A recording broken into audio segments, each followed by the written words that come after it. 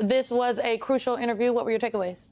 Well, you know, I think people were watching tonight as much for what she said as how she said it, and whether or not she'd be able to get through an unscripted moment without making a major flub. She talked a lot about things that I, as a reporter who's been covering her on the trail, a lot of it was familiar. Certainly her economic plan she's talked about before, talking about an opportunity economy. But she did make some news when she talked about potentially putting a Republican in her cabinet, and she made it through without a major stumble. And I think for the campaign, they will probably see that as a win. Sources tell NBC News that one of Vice President Harris's main goals in this interview was to avoid being pulled into Donald Trump's personal attacks. Yeah. I want to play an exchange for you that a question Dana asked the Vice President about one of those personal attacks, and we'll talk on the other side.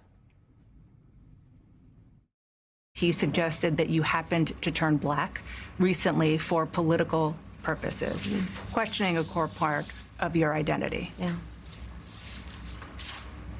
Any same old tired playbook. Next question, please. Yeah. That's it? That's it. Okay. That's it. That's it. That's it. What do you think of this? I know the Vice President, so she wanted to laugh at Dana while she was asking the question, it looked like, but I think that would not have gone over well at all. But she didn't have anything to say about Donald Trump's attacks. No, and the campaign has been pretty clear that they are not going to respond directly to those attacks. Look, when it comes to those kinds of attacks, and we've seen some sexist and racist attacks rolled out by the Trump-Vance against Vice President Harris so far. We've also seen the Trump-Vance campaign really stumble when it comes to this controversy over exactly what happened at Arlington National Cemetery. And the Harris-Walz campaign has not gone anywhere near either of those. It goes back to that old saying that when your enemy is making a mistake, the worst thing you can do is get in their way, just kind of let this play out. And this is a campaign, the Harris-Walz campaign, that says that they want to focus on the policies and they want to focus on the message to the American people. That said, during the interview, they did reference, of course, Trump and Vance several times, because a core part of their message remains drawing that contrast between what this presidency would look like versus what they say the Trump-Vance presidency would look like. And that's why you saw a lot of those similar contrasts being drawn when she says, you know, this was not about the strength of a leader being measured by who he beats down. It's about what she believes a leader should be, which is someone who lifts other people up. Those are things we hear on the campaign trail quite a bit as well. But they're staying away from those attacks. Away from the attacks. Natasha, one of the attacks that was lobbed before the interview even began from Republicans was this notion that Harris was including her running mate, Governor Tim Walz, as a crutch. And they suggested there was something wrong with that. But it's common for after the nominee, both Republicans and Democrats, to when they pick their running mate, that they do a joint interview. In 2020, Vice President Harris, I think, and Joe Biden sat down, then Senator Harris and then Vice President Biden sat down about 12 days after. It's very common. Trump and Pence sat down, Romney and Ryan, McCain and Palin. Everybody does it. What was the point of the attack? Well, yeah, you have to ask Republicans what the point of the attack is, because as they were doing in the past with before debates and so forth, they ended up lowering the expectations. And when you do that, then, you know, Kamala Harris ended up hitting all her marks.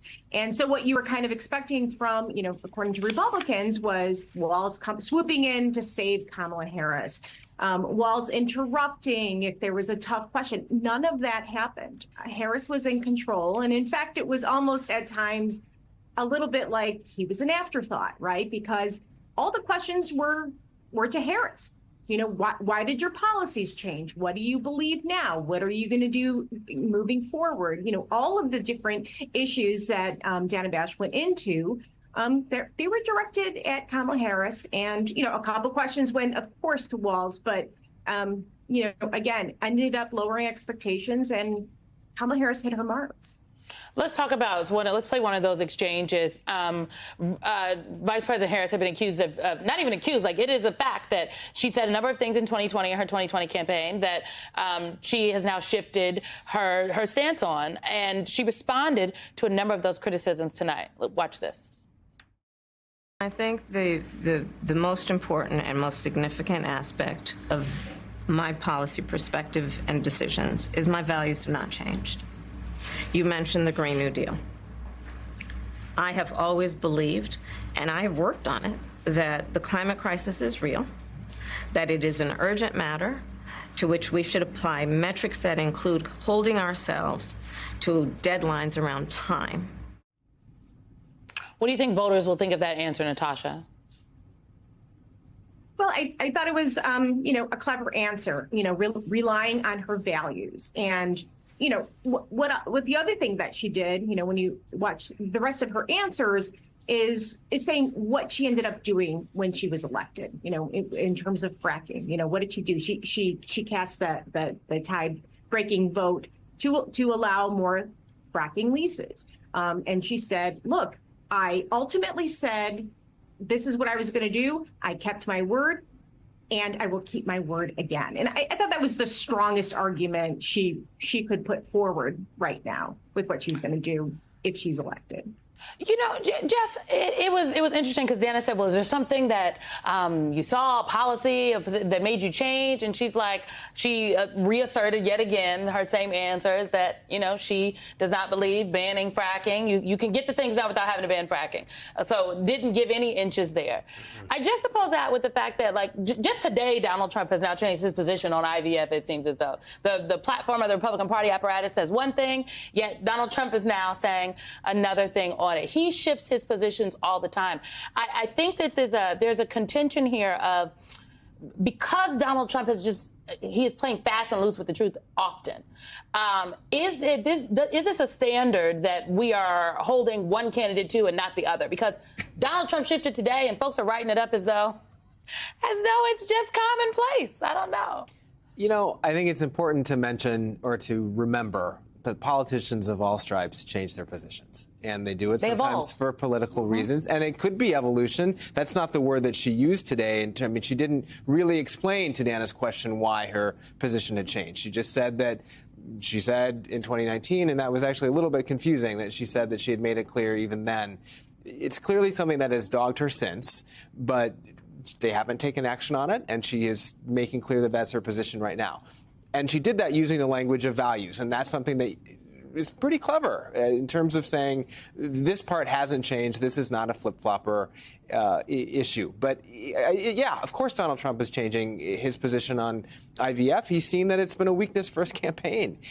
To your broader question, are both being held to the same standard? I think that's certainly important. That's important for reporters, for media organizations to watch very carefully. But in general, we've seen this before in terms of candidates changing.